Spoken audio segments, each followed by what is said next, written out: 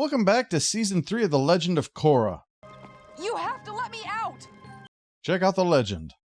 You might recall Korra was captured while in the spirit world, where Zahir said their plan was to topple the leaders of the world and bring about anarchy.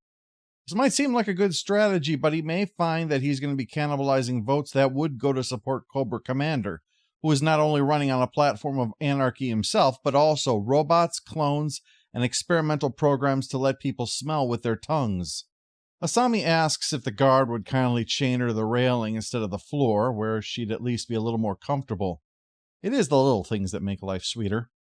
Elsewhere, Mako and Bolin are still prisoners of the Red Lotus, but Mako doesn't get why, if they had Korra dead to rights when they knocked her out, they didn't just finish her off right then and there. Bolin is more interested, though, in the question that was bothering me, which is, what do you do when you're locked in a cage for 13 years with nothing to do? Mako was right when he said Zahir never giving up information was a sign of his devotion. That's a long time to spend with nothing but your own thoughts for company. Waterarm said that she would make up stories about the ones who were keeping her prisoner. Guys, you were raised by an older sister. Your mustache grew in when you were 10, and I'm sensing, just sensing, an unspoken attraction between you two. 2 out of 3. It's not bad. Well, they arrive in Ba Sing Se while on the airship. Asami breaks out of her bonds and starts crawling under the floor to go looking for keys, while Zahir is brought before the queen with the wanted criminals.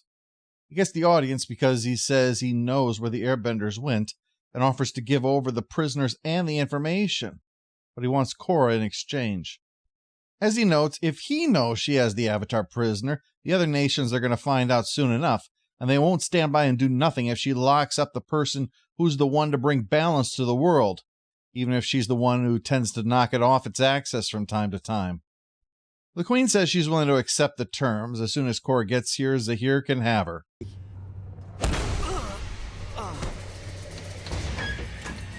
Oh, looks like your mouth is writing checks your guards can't cash. Korra knocks out the guys in the control room, except she accidentally smashes up the controls and the radio in the process. They crash into a dune, and thus begins the awkwardness of 2 former captives and their captors being stuck in the desert together. As they argue over this, Asami spots a small moving dune.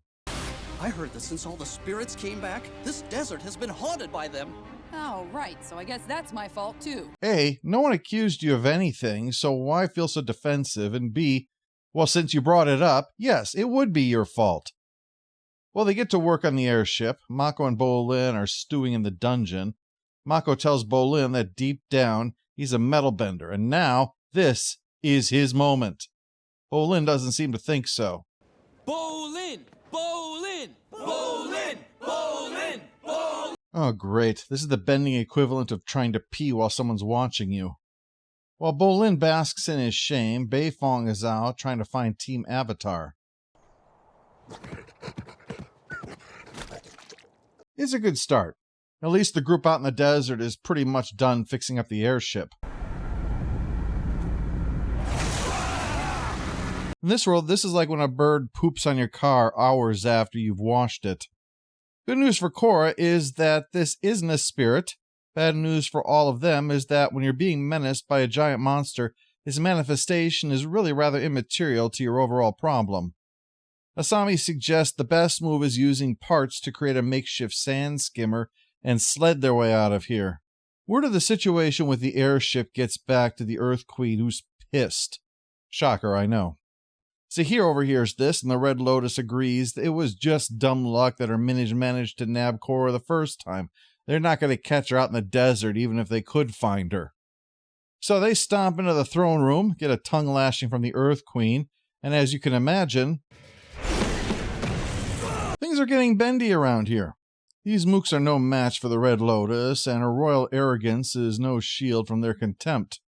Zahir uses his airbending to draw the air from out of her lungs and asphyxiate her. Of all the ways to go, denying her the ability to scream at people, that's true torture. Well, he goes off to make an announcement. There's now nobody in charge. So, go and enjoy the anarchy, everybody. As for Bolin, It's just like when the cat hits the TV screen right before the person's going to fall over. The key to comedy is timing. In the desert, the sand skimmer is finished just in time as the sand shark thing has come back for flesh instead of metal. Fortunately, they manage to escape it, make it to civilization, and the captain figures he's had enough of this crap and takes his men to get a drink and try to drown those bad experiences. As for Korra, What are you all doing here? we're having a meeting of the I Was Permanently Disfigured by My Shitty Relatives Club. We gave Tonrak honorary membership. Technically, he wasn't disfigured, but his brother taking a kite out of a tree and using it to try to destroy the world, we figure that's close enough. Well, it's a good thing we've all gathered here because Korra can fill them in on what she's learned about the Red Lotus, and they can tell her about that whole assassinating the Earth Queen descending into anarchy thing. After all the prisoners were released, Zahir had mentioned that he wanted Mako and Bolin to give Korra a message. What is that message? We'll find out tomorrow when we continue with The Legend of Korra.